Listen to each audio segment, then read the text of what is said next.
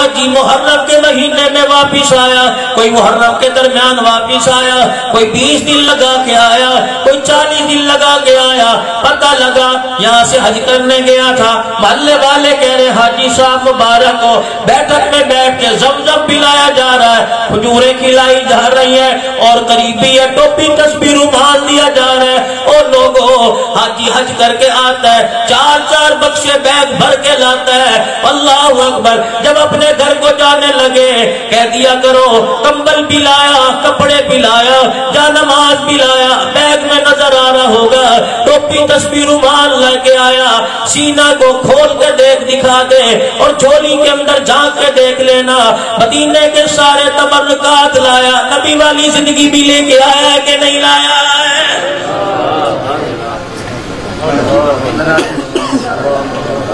8 دن حضور کے روزے کی چھاؤں میں بیٹھ کے درود پاک پڑھ کے آیا۔ نبی کی مسجد میں جب پیغمبر نے ریاض الجنہ میں نمازیں پڑھائی، وہاں سجدے کر کے آیا، روزہ مبارک پر جھوم جھوم کے رو رو کے سلام پڑھ کے آیا،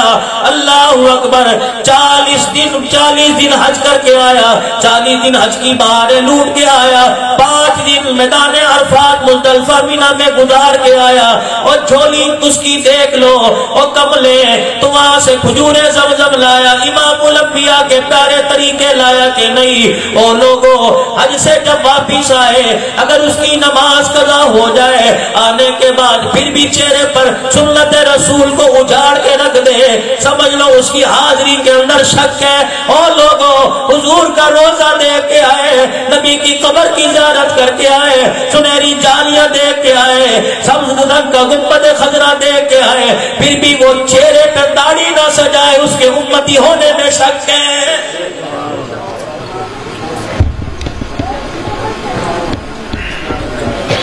میں کسی مسلک کا نمائندہ بن کے آپ حضرات سے بات نہیں کر رہا، اور لوگوں خدا کے واسطے اگر تم نے داڑھی کٹانی ہے بہت گنونا جرم ہے، بہت بڑا کبیرہ گناہ ہے، لیکن اس دل کی اس کام کے لیے، اس چیز کے لیے جمعے کا انتخاب نہ کیا کرو۔ خدا پاک کی قسم جنت کے دروازوں کو کھولا جاتا ہے، فرشتہ تیرے دروازے پر آ کے کہتا ہے توبہ کر لے، جنت کا دروازہ کھلا ہے، فرشتہ تیرے دروازے پر آ کے تجھے جمعے کی مبارکباد دینے کے لیے آتا ہے۔ او لوگوں تو دکان پہ بیٹھا ہوا ہے، گانا چل رہا ہے، اور دکان والے نے اپنی دکان پہ لکھا ہوا ہے سادہ شیو کراؤ تو 40 روپے،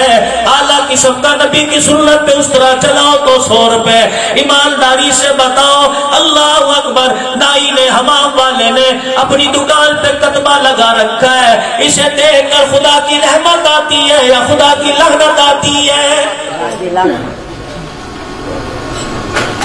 پھر ایسی کمائی کمانے والا مجھے ایمانداری سے بتاؤ، اس کی گود میں اس کے گھر میں کھیلنے والا کیا عبد القادر جیلانی آئے گا، کیا معین الدین چشتی آئے گا؟ اور لوگوں اس کی گود میں کھیلنے والا کیا عبد القادر رائے پوری آئے گا؟ ایسوں کے گھر میں ناچنے والے آتے ہیں، باپ کی داڑھی کھینچنے والے، ماں کے منہ پر تھپڑ مارنے والے آتے ہیں، ایسے لوگ آتے ہیں، اماں کو دیکھ کے کہتے ہیں بیوی کا ہاتھ پکڑ کر اندر لے جاتے ہیں، کہتی بھوکنے دیا کر، اس کی پرواہ نہ کیا کر، پتہ نہیں اس نے کیا تماشا بنا رکھا ہے۔ خدا را احساسی زندگی اپنے پیدا کر لو، اور لوگوں جینے کا ڈھنگ سیکھ لو۔ آج تم اپنے گھر کا ماحول بدل لو، قرآن والی زندگی اپنے گھر میں سجا لو، نبی والا طریقہ اپنی زندگی میں زندہ کر لو۔ گارنٹی کے ساتھ کہہ کے جا رہا ہوں، تیرے گھر میں قرآن و سنت پہ عمل ہوگا، پھر تیری زندگی کے فیصلے اسلام آباد کی اسمبلیوں پہ نہیں ہوں گے بلکہ عرش معلیٰ پہ ہوں گے۔